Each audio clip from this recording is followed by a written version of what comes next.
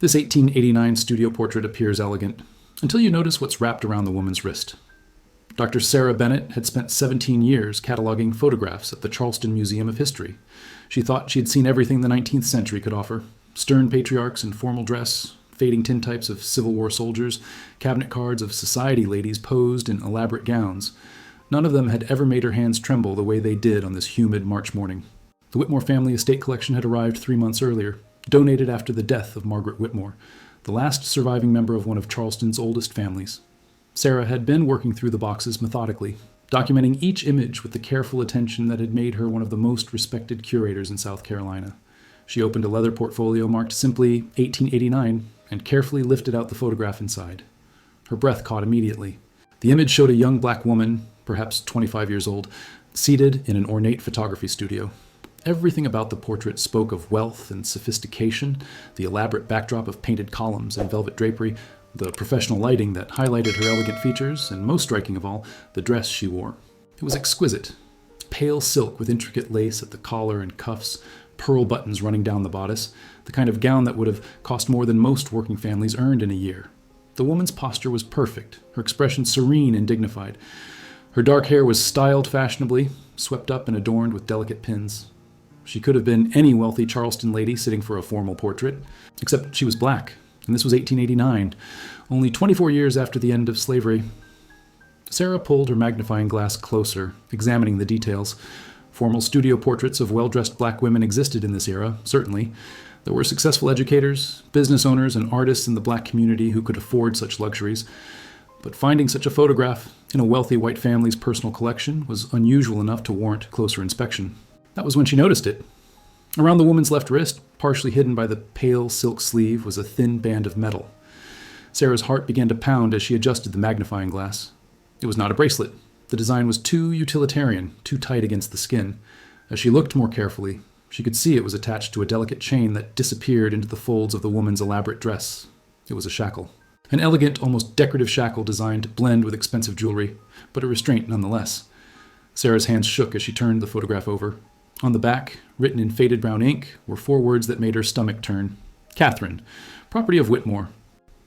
24 years after the 13th Amendment had abolished slavery throughout the United States, someone in Charleston had commissioned a formal studio portrait of a black woman wearing chains and labeled her as property. Sarah sat back in her chair, staring at the image. This was not just a historical photograph. It was evidence of a crime. But more than that, it was proof of a woman's existence, a woman whose story had been deliberately hidden for over a century. She reached for her phone with trembling fingers. This discovery would change everything. Sarah barely slept that night. The image of Catherine's face haunted her, that carefully composed expression that she now understood was a mask hiding fear, anger, and desperation. By dawn, Sarah was back at her desk at the museum, determined to find out who Catherine had been and what had happened to her. She began with census records, the backbone of genealogical research. If Catherine had been in Charleston in 1889, there should be some trace of her in official documents. She pulled up the 1890 federal census first, but immediately encountered a frustrating obstacle. Most of those records had been destroyed in a 1921 fire at the Commerce Department, leaving historians with a massive gap in documentation for that crucial decade. Sarah pivoted to the 1880 census instead. If Catherine had been with the Whitmore family in 1889, perhaps she appeared in their household records 9 years earlier. She found the Whitmore entry easily enough. Richard Whitmore, age 42, occupation listed as merchant and landowner. His address was 47 Meeting Street, one of Charleston's most exclusive addresses in the heart of the historic district where only the wealthiest families resided. The household included Richard's wife Ellaner, age 38, and their 3 children, Margaret, 16, Thomas, 14, and Elizabeth, 10. Below the family members, the census listed 5 domestic servants, all black, all with ages, birthplaces, and occupations carefully noted. There was Mary, age 45, cook, James, age 32, butler, Rebecca, age 28, housemaid, Samuel, age 19, groundskeeper, and Ruth, age 51, laundress. But no Catherine. Sarah frowned at the screen. Perhaps Catherine had arrived after 1880. She opened Charleston city directories from the 1880s, thick volumes that listed residents, their occupations, and addresses. The Whitmore entry appeared consistently year after year, but city directories rarely mentioned servants or other household members beyond the head of household. She was about to close the 1887 directory when a small notation caught her eye. See also Whitmore, R., summer residence, Edisto Island. Edisto Island. Sarah knew it well. A barrier island about 40 miles south of Charleston that had been home to numerous rice and cotton plantations before the Civil War. Many wealthy Charleston families had maintained summer properties there, escaping the city's oppressive heat and the diseases that came with it. By the 1880s, most of the plantations had been subdivided or abandoned, but some families still kept their island estates. Sarah pulled up historical land records for Edisto Island. The Whitmore family had owned a property called Magnolia Hall, a former rice plantation of 800 acres. According to the records, they had retained ownership even after the Civil War, though the property was no longer being actively farmed by the 1880s. She made a note to visit Edisto Island, but first she wanted to search newspaper archives. She spent the next 3 hours combing through digitized editions of the Charleston News and Courier, the city's primary newspaper in the 1880s. Newspapers of that era regularly reported on the social activities of prominent families: dinner parties, charity events, business ventures, births, marriages, and deaths. The Whitmore name appeared frequently. Richard Whitmore was mentioned in business news, his textile import company apparently quite successful. Ellaner Whitmore appeared in society pages, hosting teas and supporting various charitable causes. The children's activities were occasionally noted: Margaret's piano recital, Thomas's graduation from preparatory school, but nowhere in any article or notice was there any mention of Catherine. The absence itself was significant. Someone had been deliberately kept invisible, erased from the public record while being documented in private photographs. The drive to Edisto Island took Sarah through the low-country landscape she had always found hauntingly beautiful: vast stretches of marsh grass turning gold in the afternoon sun, narrow bridges spanning tidal creeks, ancient live oaks draped with Spanish moss creating tunnels of shade along the roads. But today, the beauty felt oppressive, knowing what secrets this landscape had once hidden. Finding Magnolia Hall proved more difficult than she had anticipated. The property was not listed on any current maps, and the first 3 people she stopped to ask for directions had never heard of it. Finally, at a small general store near the center of the island, an elderly man restocking fishing supplies recognized the name. "Whitmore Place?" He scratched his weathered face thoughtfully.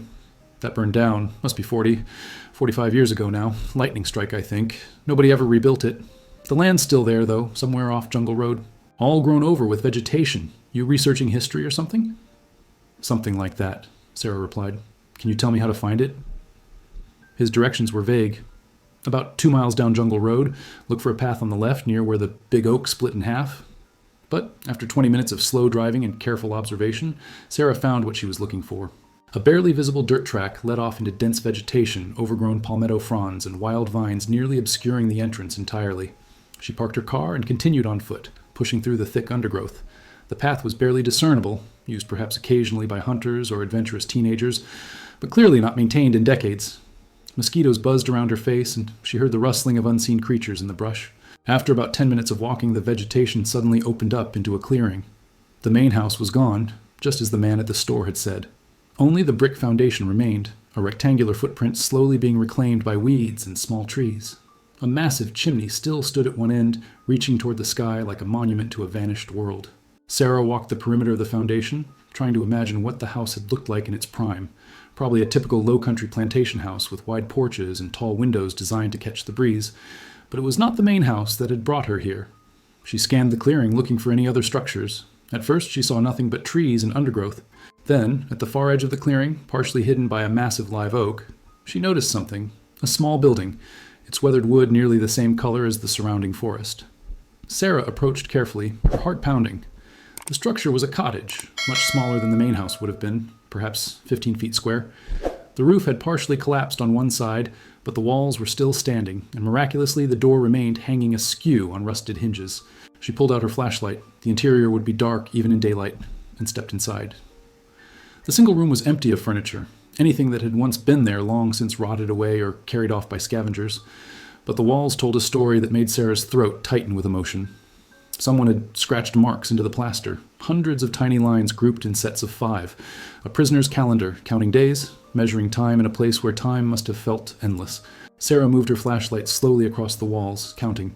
There were at least 2,000 marks, more than 5 years of days counted and recorded. In the corner, bolted into the floor with iron that had rusted but not broken, was a metal ring, the kind used to secure a chain. Sarah spent 2 hours documenting every detail of the cottage with her camera and notebook. She photographed the tally marks on the walls from multiple angles, measured the dimensions of the room, documented the metal ring in the floor and another she found attached to the wall near where a bed might have been positioned. The evidence was damning. This had been a prison, however. It might have been disguised as servants' quarters. As she was preparing to leave, something glinted in the dirt near the doorway. Sarah knelt and brushed away the accumulated soil and debris. It was a button, tarnished but still intact. An ornate button covered in what looked like mother of pearl, the kind used on expensive clothing. She bagged it carefully in a plastic evidence bag she had brought, then noticed something else partially buried nearby. A piece of paper wedged between two floorboards, protected from complete decay by its position. Sarah carefully extracted it with tweezers. It was fragile, water-damaged. The ink faded to a barely visible brown, but she could make out a few words written in careful, educated script. My name is Catherine, born free in Richmond, Virginia, 18 years old when they brought me here under false pretenses. This is my testimony should anyone ever find it. The rest was too damaged to decipher, but these few fragments were enough to confirm what Sarah had suspected. Catherine had not come to Charleston willingly. She had been tricked, kidnapped, or coerced, brought here under the promise of legitimate employment and then imprisoned. Sarah sat back on her heels, overwhelmed by the weight of what she had discovered. This was not just a historical curiosity. It was evidence of a serious crime. Catherine had been held here illegally, years after the 13th Amendment had abolished slavery. And she had been desperate enough to try to leave a record, to scratch marks on walls and hide testimony between floorboards, hoping that someday someone would find it and tell her story. She spent another 30 minutes searching the cottage and the immediate surrounding area. She found more buttons, all expensive and decorative, perhaps from the silk dress in the photograph.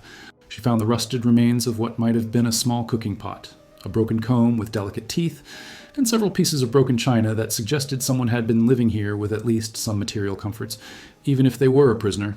As the afternoon light began to fade, casting long shadows across the clearing, Sarah carefully packed all the evidence she had collected and made her way back to her car. Her mind was racing with questions. How long had Catherine been held here? What had happened to her eventually? And most disturbing of all, had she been the only one? That night, back in her Charleston apartment, Sarah could not eat or sleep. She sat at her kitchen table with the photograph of Catherine, looking into those carefully composed eyes, and made a decision. This story needed to be told, completely and accurately, no matter what obstacles she encountered. Catherine deserved that much. The next morning, Sarah called her director at the museum, James Morrison. James, I need to show you something. It's urgent, and it's going to require some difficult decisions about how we proceed. An hour later, James sat across from her in her office, staring at the photograph with an expression that mixed horror and fascination. Sarah had laid out everything she had found. The photograph with its inscription, the evidence from Edisto Island, the fragment of Catherine's testimony. Good God, James said quietly. This is evidence of a felony. Even if everyone involved is long dead, this is... He paused, searching for words. Sarah, this changes our understanding of post-war Charleston. We knew that black people faced violence, discrimination, economic exploitation, but this, keeping someone in actual bondage decades after emancipation, this is on another level entirely. I know, and I need to find out more. There are sealed papers at the South Carolina Historical Society, Whitmore family documents that were restricted by Margaret Whitmore's will. They're not supposed to be opened until 50 years after her death, but I think they might contain information about Catherine. James leaned back in his chair, considering.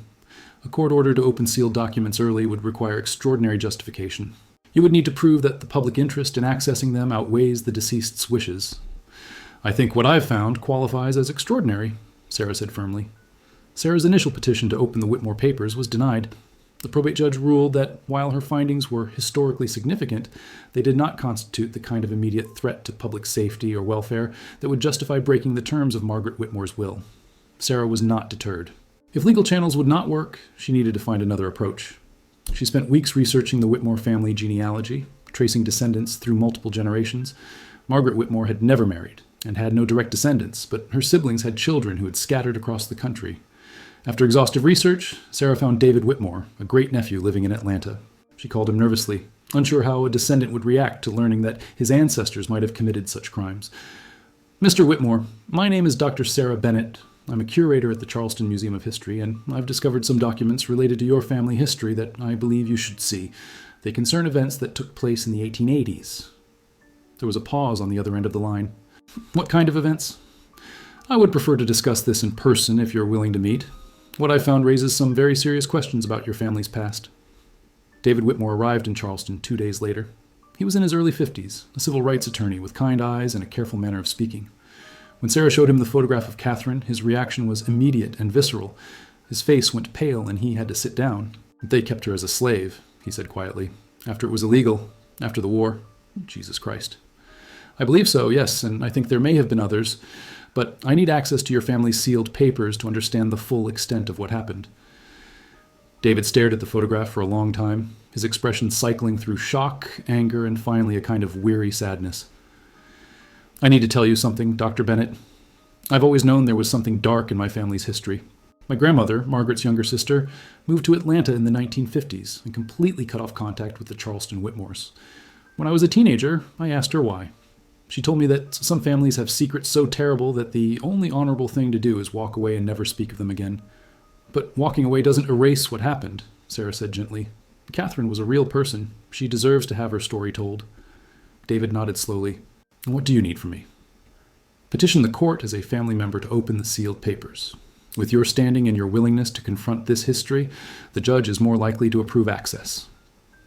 David's petition, combined with his testimony about his family's history of silence around their Charleston ancestors, changed the calculation.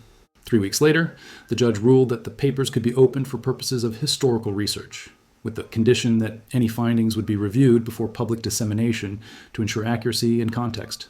Sarah and Dr. Marcus Webb, a professor at the College of Charleston whom she had brought in as a consultant, met at the South Carolina Historical Society on a gray Tuesday morning. The archivist, Helen Rodriguez, brought out 3 archival boxes that had been sealed for nearly 40 years. I'll be honest with you both, Helen said as she placed the boxes on the research table. I've been curious about these since they were sealed in 1985. Part of me is glad they're finally being opened. Part of me is afraid of what you're going to find.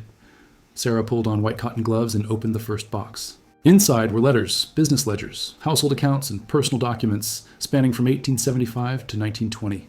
She began sorting through them methodically while Marcus started on the second box. They worked in concentrated silence for nearly an hour. The only sounds, the careful rustling of old paper and the scratch of pencils as they took notes. Then Marcus made a sound, something between a gasp and a groan of dismay. Sarah, you need to see this right now. He handed her a leather-bound journal. The name embossed on the cover in fading gold letters read, Ellaner Whitmore. Sarah opened Ellaner Whitmore's journal with trembling hands. The first entry was dated January 1st, 1875, written in neat, feminine script that spoke of New Year's resolutions and hopes for the coming year. The early entries were mundane, social calls, household management, concerns about the children's education. But as Sarah turned the pages, moving forward through the years, the tone began to change. March 15th, 1881. Richard has brought another girl from Virginia. Her name is Catherine, and she is quite beautiful, which I suspect is precisely why he chose her. He claims she came willingly, seeking employment as a lady's maid, but I saw the confusion and fear in her eyes when she arrived yesterday. She is 18 years old, the same age our Margaret was when she made her debut into society. The contrast between their futures could not be more stark or more unjust. War, Sarah's heart pounded as she read. Ellaner had known from the very beginning. She had witnessed Catherine's arrival and recognized immediately that something was wrong. April 3rd, 1881. Catherine has been at Magnolia Hall for 3 weeks now. Richard visits the island every Friday, returning to Charleston on Monday morning. He tells our friends and business associates that he is overseeing improvements to the property, modernizing the old plantation buildings. No one questions this explanation. No one questions anything Richard Whitmore does. He is too wealthy, too well-connected, too respected in Charleston society. I went to Magnolia Hall yesterday without informing Richard. I told him I was visiting my sister in Beaufort. Instead, I took the ferry to Edisto and hired a carriage to take me to our property. I found Catherine living in the cottage behind where the slave quarters once stood. Richard has furnished it comfortably enough. There's a proper bed, a small table and chairs, even some books, but there is a lock on the outside of the door. And Catherine showed me the band around her wrist, connected to a chain just long enough to allow her to move about the cottage, but not to reach the door. Sarah had to pause, her vision blurring with tears. She looked up at Marcus, who was reading over her shoulder, his expression grim. Keep reading, he said quietly. April 5th, 1881. Catherine told me her story. She was working as a seamstress in Richmond, living with her mother and saving money to open her own dressmaking shop. A man approached her, well-dressed, claiming to represent a wealthy Charleston family seeking a lady's maid. The position paid extraordinarily well, he said. It included room and board. Catherine was suspicious, but the man showed her letters of reference that appeared legitimate. Her mother encouraged her to accept. The money would allow them to open the shop much sooner. When Catherine arrived in Charleston, Richard met her at the train station. But instead of taking her to our meeting street house, he brought her directly to Edisto Island. He told her that his wife preferred their maid to live on the island property, where she would have her own cottage and more pleasant surroundings than the cramped servants' quarters in the city house. Catherine thought this odd, but had no reason yet to suspect the truth. It was not until the first night, when Richard locked the door from the outside, and she discovered the restraint attached to the wall, that she understood she had been deceived. She tried to run the next morning, but Richard caught her on the road. He told her that if she tried to escape again or told anyone what was happening, he would have her arrested as a thief. He said he would claim she had stolen jewelry from our Charleston house and that no court would believe the word of a black woman against a white man of his standing. He was right, of course. No one would believe her. Sarah set the journal down, needing a moment to compose herself. The calculated cruelty of Richard Whitmore's plan was breathtaking. He had not just kidnapped Catherine, he had created a system that made escape or rescue nearly impossible. Sarah continued reading Ellaner's journal, each entry revealing more about the psychological prison that had held both Catherine and Ellaner herself, though in vastly different ways. May 12th, 1881. I have been visiting Catherine weekly, always on days when Richard is occupied with business in Charleston. I bring her books. She is remarkably intelligent and has taught herself to read with only minimal instruction from me. I bring her art supplies, better food than the simple provisions Richard leaves for her. I tell myself these gestures matter, that I am helping. But I know the truth. I am merely salving my own conscience while doing nothing to actually free her. Today, Catherine asked me directly, "Why don't you help me leave?" I had no answer that did not reveal me as a coward. I told her that Richard controls all our money, that I have no independent means, that if I openly defied him, he might institutionalize me or take the children away. All of this is true, but it is also true that I'm more afraid of losing my comfortable life than I am committed to doing what is right. Marcus looked up from the second box of documents he was examining. "Sarah, there are financial records here. Richard was paying someone in Richmond, a man named Thomas Carver, regular sums of money throughout the 1880s. The ledger entries just say commission, but the amounts are significant. $200 at a time, equivalent to maybe $5,000 today. He was paying someone to find women for him," Sarah said, her voice flat with horror. "This wasn't just about Catherine. It was systematic." She turned back to the journal, skipping ahead several months. November 8th, 1881. "I have discovered Richard's pattern. Every year or two, a new girl arrives from Virginia or North Carolina, always under the same false pretenses of employment. They are always young, always beautiful, always from circumstances desperate enough that the promise of good wages overcomes their natural caution. Richard keeps them at Magnolia Hall for a period of time. I do not know exactly how long, as he does not discuss this matter with me, and then they disappear. I do not know where they go or what happens to them. I am too frightened to ask. Catherine has been at the island for 8 months now. She has not disappeared like the others. I think this is because she is the most beautiful of all the girls Richard has brought, and because she has spirit. She argues with him, challenges him, refuses to be broken. He seems to find this entertaining. I find it terrifying. What will he do when he finally tires of her?" Sarah felt sick. The journal painted a picture, not just of one woman held captive, but of multiple women trafficked through Richard Whitmore's system over years, perhaps decades. December 25th, 1881. Christmas Day, and I am consumed with guilt. Our children opened their presents this morning. Expensive toys, fine clothes, books imported from Europe. We attended services at St. Michael's Church, where Richard is a respected member and generous contributor. This afternoon we will host dinner for Charleston's finest families. Everyone will compliment my table settings and menu. No one will know that 20 miles away, a young woman spends this day locked in a cottage alone, her family believing she's employed in a respectable household. I wrapped a package for Catherine, a warm shawl, some sweets, a book of poetry. I will take it to her tomorrow when Richard is occupied with his business associates. She will thank me politely, and I will see the contempt behind her eyes. She knows I am complicit in her captivity. My small kindnesses do not absolve me. The journal entries continued through 1882 and into 1883. Ellaner documented her visits to Catherine, their conversations, Catherine's slow acceptance of her situation. But she also documented something else, a growing determination. March 7th, 1883. I have made a decision. I cannot free Catherine, not yet, not without a plan that will protect her from Richard's revenge, but I can document what is happening. I can create a record that will survive even if we do not. Someday, someone will need to know the truth about Richard Whitmore and what he has done. Someday, justice may be possible, even if it is not possible now. Sarah realized what she was holding. Ellaner's journal was not just a diary. It was evidence deliberately preserved for future discovery. As Sarah continued through Ellaner's journal, she found the entry that explained the photograph, the elegant portrait that had started her entire investigation. June 2nd, 1889. 8 years. Catherine has been at Magnolia Hall for 8 years now, and she's still there. Unlike the other girls Richard brought before her, Catherine has not disappeared. I think this is partly because she has proven useful to him in ways beyond what he originally intended. She's educated, articulate, and he has discovered he can use her as a translator of sorts. He brings her business documents written in French, which she reads fluently, having learned from her mother who came from Louisiana. But I also believe he keeps her because she's never fully submitted to him. She maintains a dignity that fascinates and frustrates him in equal measure. Yesterday, Richard did something extraordinary and disturbing. He took Catherine to Charleston, to William Harper's photography studio on King Street. He had her dressed in one of the gowns he purchased for her, an expensive silk dress with pearl buttons, the kind of dress any society lady would be proud to wear. He had her hair styled fashionably. To anyone who saw them, they must have appeared as a gentleman escorting a well-dressed companion to sit for a portrait. But I know the truth because Richard told me, laughing as he did so. He had the photographer attach a decorative chain to the restraint Catherine always wears on her wrist. In the photograph, it appears to be merely an unusual piece of jewelry.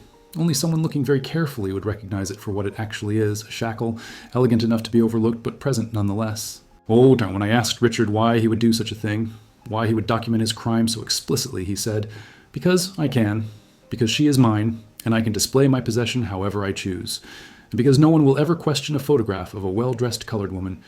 They will assume she is a servant who has been treated generously, allowed to dress above her station for a portrait. No one will look closely enough to see the truth." He is right, of course. That is the most sickening part. He can flaunt his crime openly because our society is so steeped in assumptions about race and class that no one will see what is directly before their eyes. Sarah sat back, overwhelmed. The photograph was not just documentation, it was a deliberate act of arrogance, Richard Whitmore's way of demonstrating his complete power over Catherine, and his confidence that society would never hold him accountable. But Ellaner's next entry revealed something Richard had not anticipated. June 15th, 1889. I went to Harper's studio and convinced him to make me additional copies of Catherine's portrait. It cost me most of my personal jewelry to pay him. Richard monitors all monetary transactions, but I had to have proof. I told Mr. Harper that I was concerned the original might be lost in a fire or other disaster, and I wanted copies preserved for posterity. He thought this odd, but accepted my money and my explanation. I have hidden one copy in the back of my wardrobe, behind the false panel my father installed years ago when he built this house. I have given another to my sister Harriet in Philadelphia, with instructions to keep it safe and sealed until after my death. The third I will keep with this journal. Richard does not know about the copies. He has the original, which he keeps in his private study, occasionally taking it out to look at, I assume, as one might admire a particularly fine piece of art one owns. Someday, these copies will serve as evidence. Someday, when all of us are gone and the social consequences no longer matter, someone will find them and understand what Richard did. I cannot save Catherine now. I am too weak, too compromised by my own privilege and fear. But I can ensure that her story does not die with her. Marcus had been reading over Sarah's shoulder. She knew the photographs would survive. She was deliberately creating evidence for the future. And she preserved her journal the same way, Sarah said, gesturing to the boxes around them. These papers were sealed with instructions they not be opened for 50 years after Margaret Whitmore's death. Ellaner couldn't tell the truth, while it might still hurt her children or grandchildren. But she made sure the truth would eventually be told. They continued reading, moving through 1890, 1891, 1892. Ellaner's visits to Catherine continued, as did her documentation of what she witnessed. The entries grew darker as Ellaner's health began to fail. She mentioned frequent headaches, difficulty sleeping, a persistent sense of guilt that seemed to be physically wearing her down.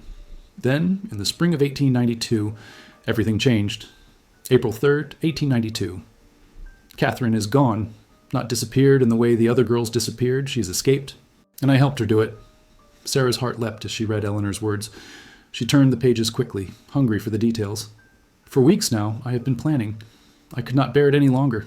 The weekly visits where I brought small comforts while doing nothing to address the fundamental horror of Catherine's situation. I contacted my sister Harriet in Philadelphia.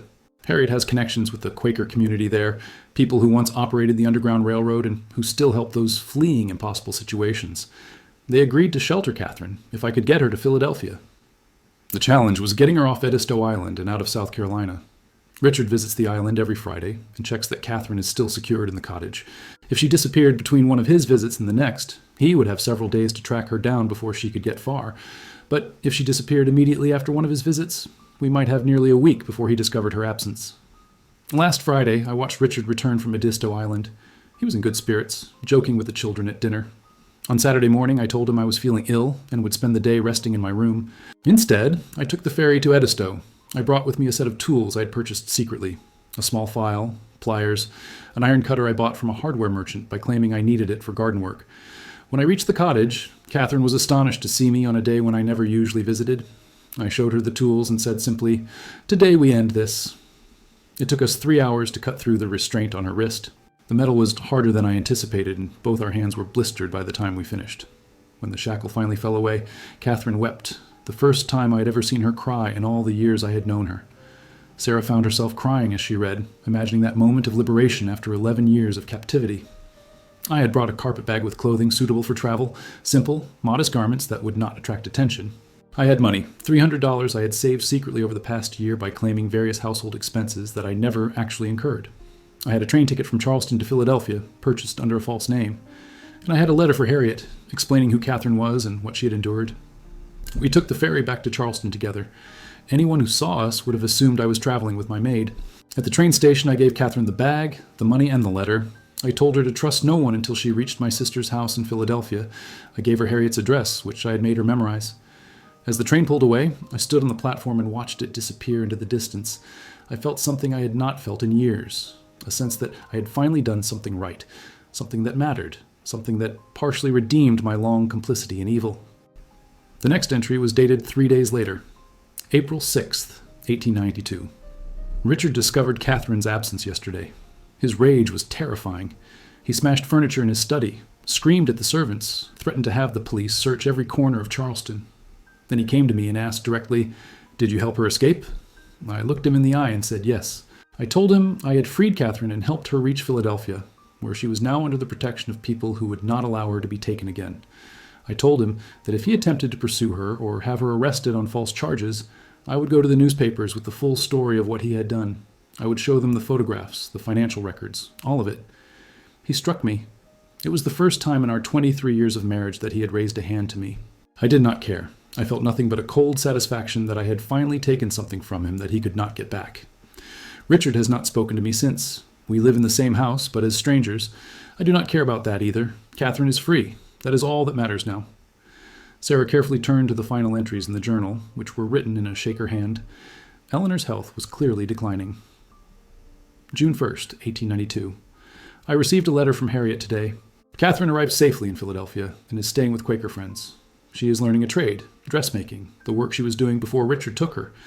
Harriet says Catherine has nightmares and finds it difficult to trust anyone, which is understandable after 11 years of captivity. But she is free, and she is safe, and that is more than I dared hope for. The last entry was dated December 30th, 1892. I am dying. The doctor says it is a cancer of the stomach, and I have perhaps a few months remaining. I am not afraid of death. I'm only afraid that I waited too long to do what was right. 11 years. Catherine lost 11 years of her life because I lacked the courage to act sooner. That sin will follow me to my grave, but at least I can die knowing that she is free now, that her future is her own. I have left instructions with my sister that this journal and the photographs should be sealed and preserved. Someday, someone will need to know the truth. May that truth matter to them as it has mattered to me. Sarah closed the journal gently and sat in silence for several minutes. Marcus placed a hand on her shoulder.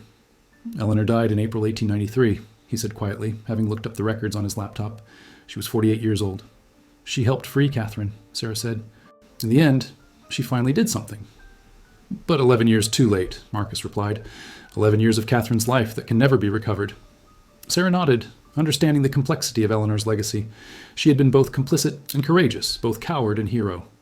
She represented something profoundly human, the capacity to do wrong for a long time before finally choosing to do right.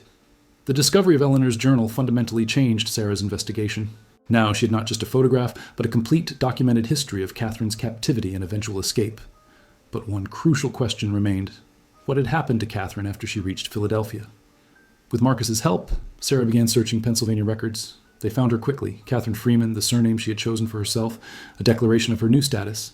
She appeared in Philadelphia city directories starting in 1893, listed as a dressmaker with a shop on South Street. Census records showed her living at the same address for decades. In 1900, she was listed as a 37-year-old dressmaker, living alone. By 1910, she had taken in 2 apprentices, young black women learning the trade. In 1920, she was 57 and still working, now employing 5 people in her shop. Sarah found newspaper advertisements for Catherine's business in the Philadelphia Tribune, one of the city's black newspapers. Catherine Freeman, fine dressmaking and alterations, reasonable rates, work guaranteed. The advertisements appeared regularly through the 1920s, but what moved Sarah most was an article she found in a 1918 edition of the Tribune. It was a profile of successful black businesswomen in Philadelphia, and Catherine was among those featured. The article was brief but revealing. Mrs. Catherine Freeman has operated her dressmaking establishment on South Street for 25 years. When asked about her success, Mrs. Freeman said, "I lost many years when I was young to circumstances beyond my control. When I finally gained my freedom, I vowed that every day afterward would be lived on my own terms. This shop is mine, the work is mine, the future is mine. That is success." The article did not specify what those circumstances beyond her control had been, but Sarah understood. Catherine had survived, built a life, and found a way to thrive despite everything that had been taken from her. Sarah traced Catherine's life through to its end. She died in 1932 at age 69, having run her dressmaking shop for nearly 40 years. Her obituary in the Tribune described her as a beloved member of the community who employed and trained dozens of young women in a respected trade. With David Whitmore's permission and cooperation, Sarah prepared an exhibition for the Charleston Museum. She titled it simply, "Catherine, a story of captivity and courage." The exhibition opened on a warm October evening. The centerpiece was the photograph, the elegant portrait that had started everything, now displayed with full context. Beside it was the complete story. Ellaner's journal entries, the evidence from Magnolia Hall, documentation of Catherine's life in Philadelphia, and a careful historical analysis of how illegal bondage of black people persisted long after the 13th Amendment. David Whitmore spoke at the opening. "This is my family's history," he said to the assembled crowd. "I could choose to hide from it, to pretend that my ancestors were better than they were, but Catherine deserves more than that. She deserves to be remembered as a full human being, as someone who survived unspeakable cruelty and still built a life of meaning and dignity. And she deserves to have her story serve as a reminder that injustice can hide in plain sight when we choose not to look closely enough." The exhibition drew thousands of visitors over its 3-month run. School groups came to learn about a period of history not often discussed. Historians praised Sarah's research. The photograph of Catherine was reproduced in textbooks and scholarly articles. But for Sarah, the most meaningful moment came on a quiet Tuesday afternoon. A woman in her 70s approached her at the exhibition. "My grandmother was one of Catherine's apprentices in Philadelphia," she said. "She used to tell me stories about Miss Freeman, how she was strict but fair, how she insisted that every young woman who worked for her learn not just to sew, but to manage money and negotiate with customers. She said Miss Freeman was preparing them not just to work for someone else, but to eventually own their own businesses." "Did your grandmother succeed?" Sarah asked. The woman smiled. "She owned a tailor shop in North Philadelphia for 40 years. She taught me to sew, and I taught my daughter. That skill has passed through 4 generations now, all because Miss Freeman believed that teaching women a trade was a form of freedom." That evening, Sarah returned to the exhibition after closing time. She stood alone in front of Catherine's portrait, looking into those careful, guarded eyes. But now, knowing the full story, she could see something else in Catherine's expression, a determination that had survived 11 years of captivity, a core of selfhood that Richard Whitmore had never managed to break. The restraint on Catherine's wrist was still visible in the photograph, that elegant shackle that Richard had commissioned to demonstrate his power. But Sarah understood now that the photograph documented something he had not intended.